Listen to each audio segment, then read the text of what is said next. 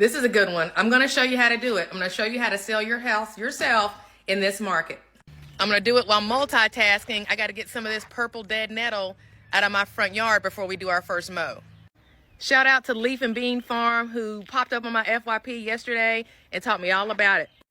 Step number one is going to be valuation. You are going to have to get your pricing right. This is the absolute most important step. You're going to find 3 comps. A comp is a home comparable to yours that is similar in size and features. So similar number of bedrooms, and then location wise, it's going to be within a 1 to 2 mile radius. The closer that you can find these comps, the better. If you can't find comps within a 1 to 2 mile radius, then you want to go ahead and look out to 3 miles. But the further away you get, the less that home is a comp. I want to stress the importance that these comps need to be as similar to your house as possible. Square footage, bedrooms, location, everything. Now, obviously the easiest and best place to get comps is going to be from the MLS. But if you do not have MLS access and you're going to do this all by yourself, then you're going to need to go to Zillow or some other place that feeds MLS data to their website. Now, once you found at least 3 comps, you can find more. You don't need a lot. Just 3 to 5 is fine. You want to figure out the average sales price per foot. And here's the other thing. Your comps need to be as recent as possible. What you would love, ideally, is to have 3 comps that have sold within the last 90 days. And if you can't find any that have sold within the last 90 days, then you want to go back 6 months. And if you can't find any 3 that have sold within the last 6 months, then go back a year. But the further you go back, the less relevant that comp is to your valuation.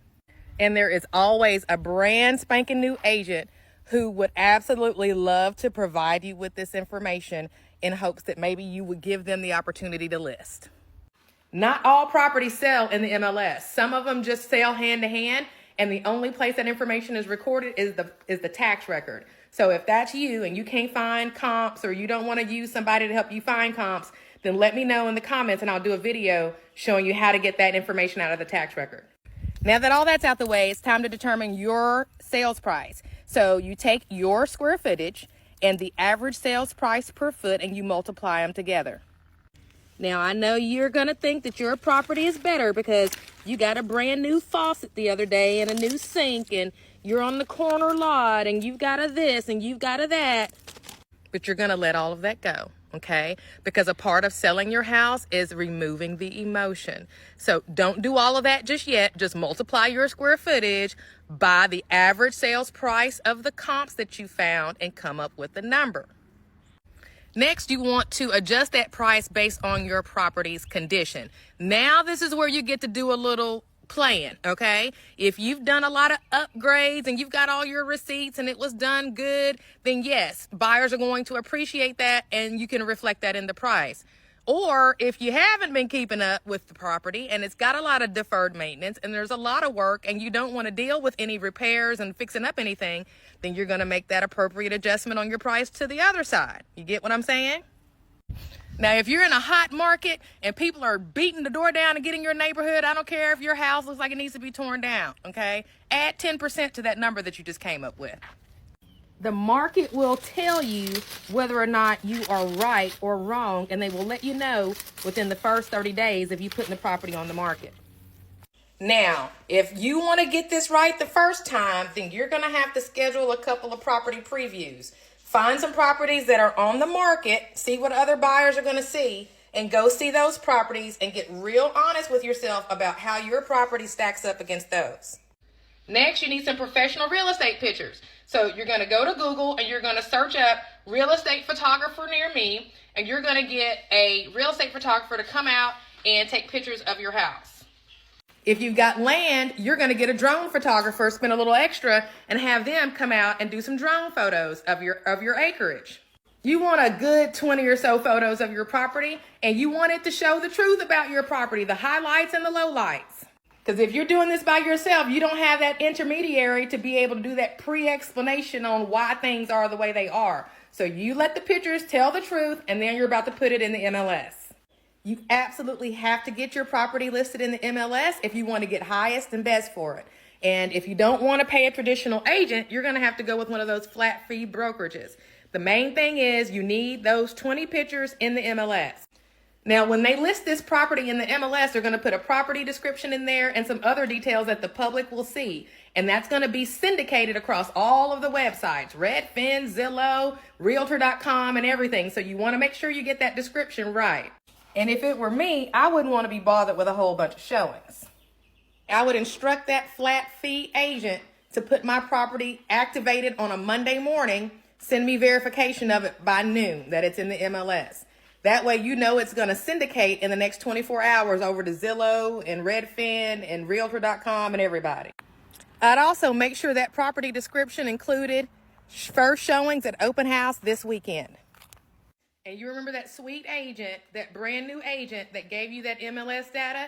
You're going to pay that agent $100 an hour to come host your open house. So on Saturday, she's going to sit out there for 2 hours. And on Sunday, she's going to sit out there for 2 hours.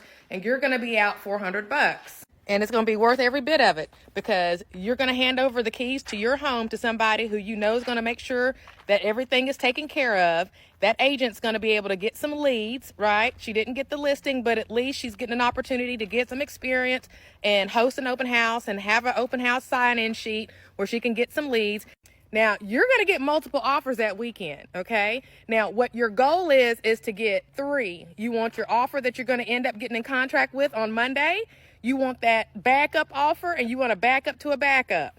And if you do all this before that settlement is signed, you're going to want to offer a buyer's agent commission because 9 times out of 10, the people that showed up to your open house had an agent with them. Now, you might get lucky and find somebody who doesn't have an agent, and that's fine.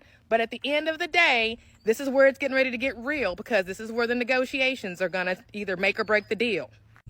Don't get too excited when you get offers that are above the asking price because not all offers are worth the paper that they're written on, okay?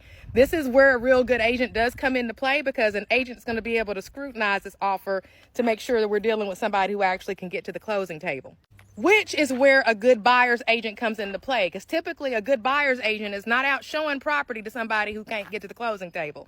So that's why I say, even if you're not going to list it and pay a listing commission, if you're doing this before the settlement is signed, then definitely be willing in your numbers to go ahead and pay a buyer's agent. That way you don't have to, it lessens the chance that you're dealing with somebody who's just a tire kicker.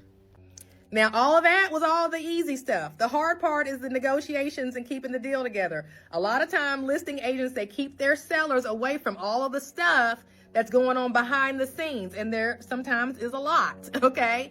Now, if you're going to be that person that's going to be dealing with all this, be ready for the possibility that the deal could unravel. So hopefully you got a good second backup and a third backup. But remember, those people, after they feel like your property is gone, they're going on and moving to the next one, okay? So don't be surprised if you call them up and they're gone. See, that's what that good agent will do, is keep everything together. They'll help you pick the right one to go with from the beginning and then make sure it stays together all the way through to the end. But you can do it, okay? You just got to keep in mind that this next part, the negotiation part, is the heavy. So if you want more, let me know in the comments. I hope this helped.